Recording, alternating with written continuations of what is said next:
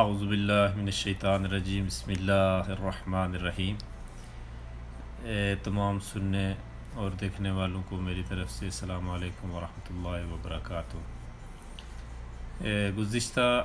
Video میں جتنی بھی بناتا ہوں تقریباً سننے اور جاننے والوں نے ملاحظہ کی ہوں گی۔ تو آج کی جو ہماری ویڈیو ہے، آج کی جو ہماری گفتگو ہے، اس کا میں آغاز قرآن کریم کی ایک آیت سے کروں گا۔ 26ویں پارے کی آیہ مبارکہ ہے۔ تو اللہ رب العزت نے ارشاد فرمایا، یا ایھا الذین آمنوا اجتنبوا کثیرا من الظن ان بعض الظن اثم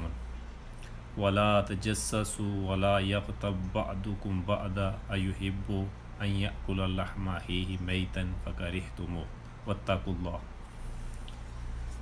یہ مکمل آیت میں نے ایک دو لفظ ابھی پڑھے نہیں ہیں، تو جو اس کا مفہوم ہے وہ وہاں تک میں نے پڑھا ہے۔ تو اس آیہ مبارکہ کے اندر رب تعالیٰ نے بڑی پیاری باتیں فرمائی ہیں جس کی طرف ہم غور نہیں کرتے، اور وہ برائی ہر بندے کے اندر ہوتی ہے، اور دن کو وہ بندہ کوئی گناہ کرے یا نہ کرے، لیکن یہ گناہ بندہ ہر روز کرتا ہے۔ جس طرح کہ یہ عام طور پر جس رشتے کے اندر آتا ہے وہ ازواجی زندگی جو ہوتی ہے، میاں بیوی کا جو رشتہ ہوتا ہے، تو اس میں دونوں برابر کے شریک ہوتے ہیں۔ تو یہ جو میں بات کرنے لگا ہوں، اس کا مطلب ہے کسی کے اوپر شک کرنا یا کسی کے اوپر گمان کرنا۔ اللہ تبارک و تعالیٰ نے ارشاد فرمایا، یا ایھا الذین آمنوا اجتنبوا کثیرا من الظن، کہ ایمان والو جو تم آپس میں یا دوسرے پر بہت زیادہ گمان کرتے ہو، بعض الظن اثم، کہ کچھ ایسے گمان ہوتے ہیں جو مطلب کسی کے اوپر تم شک کرتے ہو وہ گناہ ہوتے ہیں، ولا یغتب بعضکم بعضا، پھر ایک دوسرے کے اوپر تم جو ہے غضب ہوتے ہو، غصہ ہوتے ہو۔ تو رب تعالیٰ نے اس کی آخر میں جو وعید اور عذاب رکھا ہے وہ ارشاد فرمایا، کیا تم میں سے کوئی پسند کرتا ہے ان یأکل لحم اخیہ میتا فکرہتموہ، کہ جب اس کا کوئی مردہ بھائی ہو اور مرا ہوا اور اس کے جسم سے بدبو آ رہی ہو تو آپ اس کا گوشت کھانا پسند کریں گے؟ اللہ تبارک و تعالیٰ نے ایسے لوگوں کے لیے ارشاد فرمایا جو کسی کے اوپر شک کرتے ہیں، بلا وجہ گمان کرتے ہیں، یہ ان کے بارے میں۔ اب قرآن کریم کے اندر یہ آیہ مبارکہ آ گئی ہے اور اس میں کوئی شک کی گنجائش نہیں ہے، یہ قرآن کی آیت ہے۔ اب ہم لوگ کیا کرتے ہیں، یہ جو بلا وجہ شک ہوتا ہے، یہ بیماری میرے خیال میں 50-50% ہے۔ 50% مردوں کے اندر ہے اور 50% جو ہے یہ بیماری عورتوں کے اندر ہے۔ آپ دیکھ رہے ہوں گے کئی جگہ پہ مرد جو ہے وہ عورتوں پہ شک کر رہے ہوتے ہیں،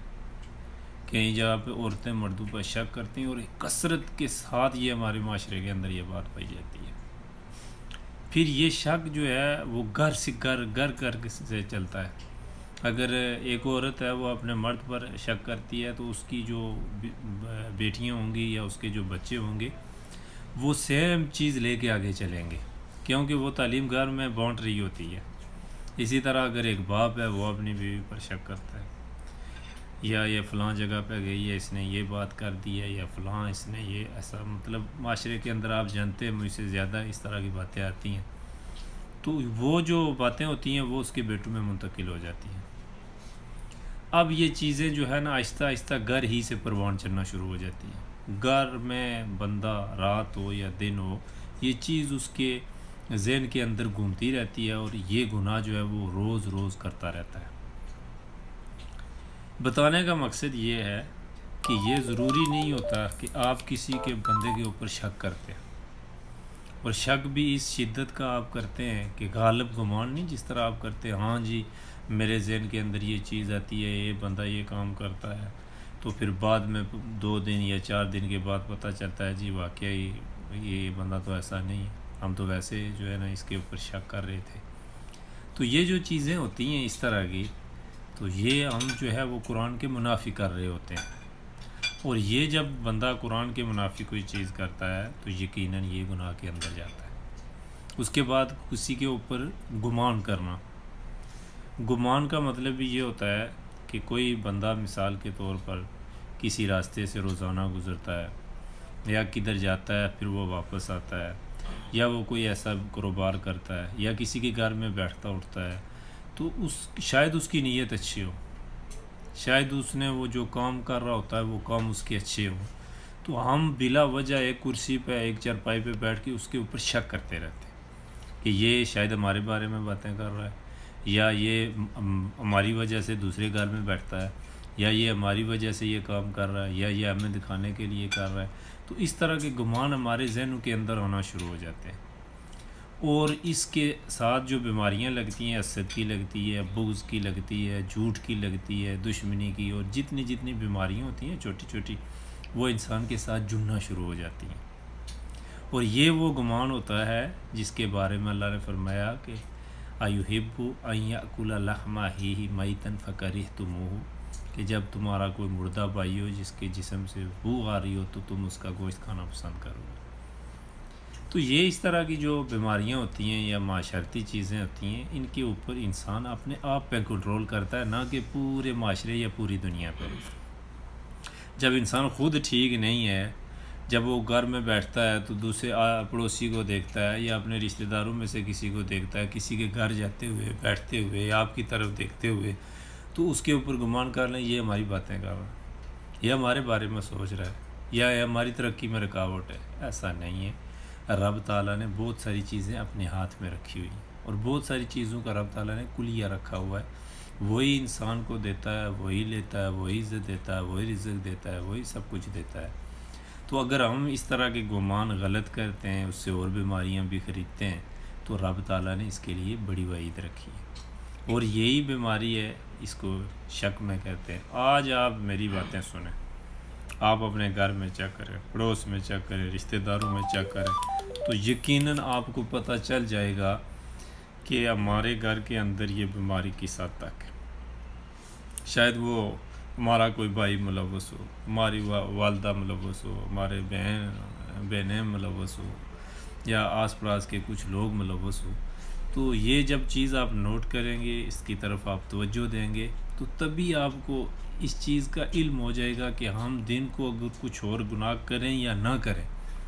یہ گناہ ہم مفت میں کیے جا رہے ہیں، اور اس کو